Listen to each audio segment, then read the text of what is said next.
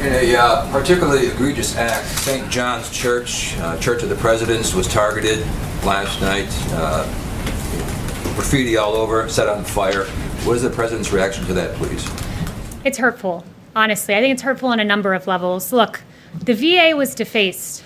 Literally the word veteran spray painted out of the placard in front of the Department of Veteran Affairs.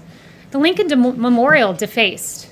How does that make much sense? The place where the March on Washington began, that momentous occasion in the history of civil rights, that memorial was defaced last night. That doesn't honor the legacy of George Floyd. It doesn't. And certainly not the burning of St. John's Church.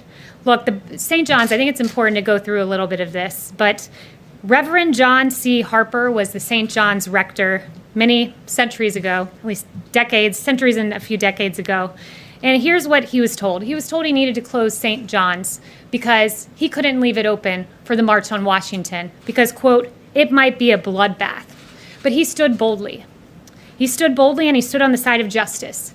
And on the day the March on Washington happened, here's what was sung from that church. One family on earth are we throughout its widest span. Oh, help us everywhere to see the brotherhood of man.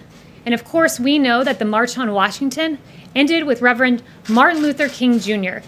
giving that incredible speech, I Have a Dream.